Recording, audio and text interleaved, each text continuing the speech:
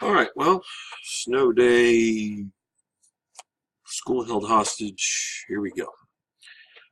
You should be on 7.3, which you found 7.2 through 7.4 in the files. Again, if there's any questions, let me know. We're going to start on page 7.3, so we're going to skip the whole first page. I don't see how I can do that remotely, but maybe I can do it remotely. We may try that next time on Thursday if things continue as if they're might be still going. So we'll start with Cavendish. I'm actually not going to do Cavendish. Cavendish is a cool fella. He discovers something really interesting and actually measures something extraordinarily useful, but unfortunately without talking about a context, it's not really clear why that's important. So instead I'm going to start with right above sample problem number 1.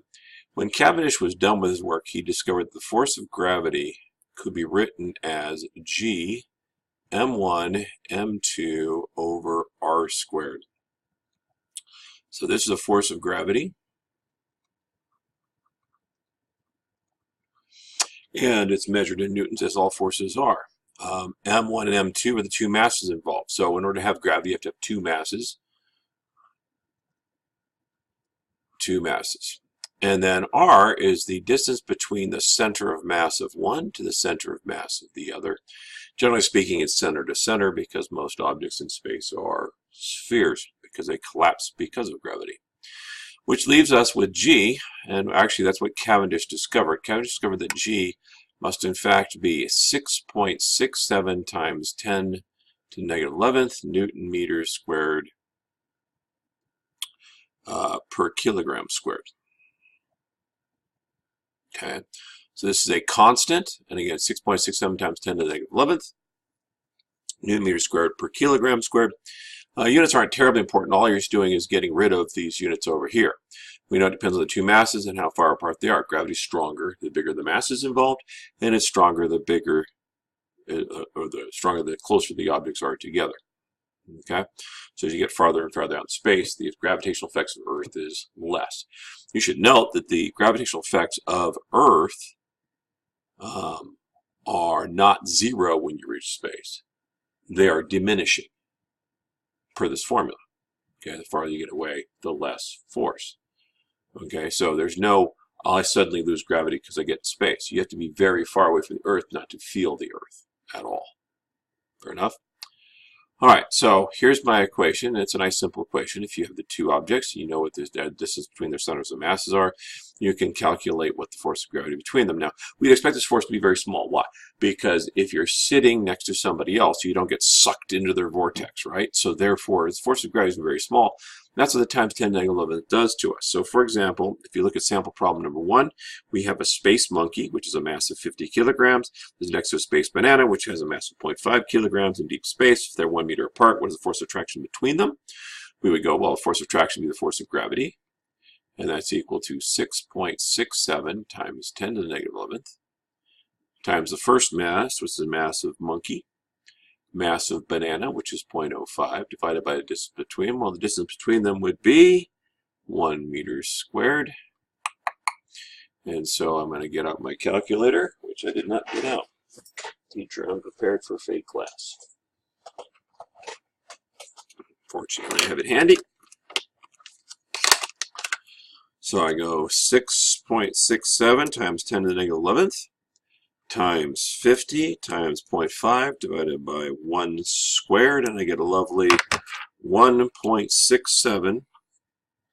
I get a lovely 1.67 times 10 to the negative 9th Newtons. So again, your average force, right, on a human being is going to be 50, 60 newtons. This is nothing. This is not noticeable gravity between two objects like a banana and a monkey that are 1 meter apart, right?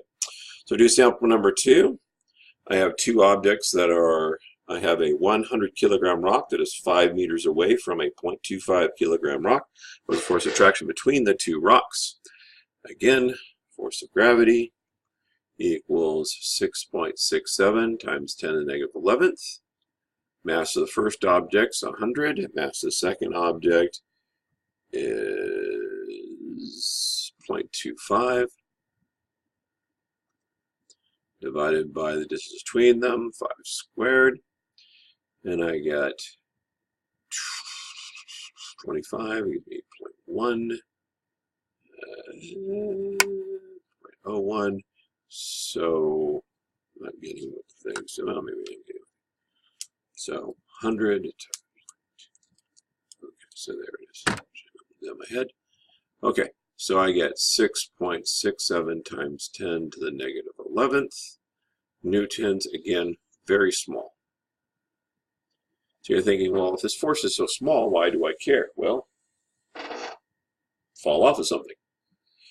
The Earth has a mass, and this is probably worth writing down because I won't be around to check it. The Earth has a mass of 5.97 times 10 to the 24th kilograms. And therefore, 24th kilograms, right? So this is better. Let's just this right. 5.97 times 10 to the 24th kilograms. Okay? And so as such, okay, its mass is so large, this times 10 to the 11th doesn't matter much. And so suddenly the force is real numbers. Now, the difference between the mass, you might think, well, the Earth is really close, so that might be a huge force. It actually isn't that close because you measure center of mass to center of mass.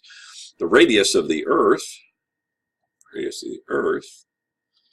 is 6.37, I think, times 10 to the 6th meters. Okay, and when you square that, you end up with numbers that are reasonable for what you say. So we would say a 100 kilogram person, we'll see how well I did, 100 kilogram person would normally have a weight of 9.8 newtons. Sorry, so acceleration of gravity, so it would have a weight of 980 newtons, right? Because we take mass times gravity from our previous chapters. This should also be equal to the force of gravity, which is equal to G, 6.67 times 10 to the negative 11th, times 100 for the man, times the Earth, which is 5.97 according to me, times 10 to the 24th, divided by the distance between them, the radius between them, which is 6.37 times 10 to the 6th. That whole thing squared, I should get 980 newtons. Let's see if I did good approximations, or I have to look up new ones for you. Exponent negative 11th times 100 times 5.97 exponent 24th divided by 6.37 exponent 6 squared. Bam. And indeed I get 981 newtons, which is actually closer because we use 9.8, but it should be 9.81 is what we use. So this is actually pretty good. All right, so that's another way. So that's actually what's happening in all these problems. All right. Does that make sense? All right. So with that in mind, you now have a formula. Formula's over here. Let me see if I can find my pen. Here's my pen. Your formula's right here. With G being 6.67 times 10 to the negative 11th, you are now officially ready to try problems on assignment 7.7. 7.7. So go ahead and do all of 7.7, and then we will meet back here for another episode of What to Do with Gravity.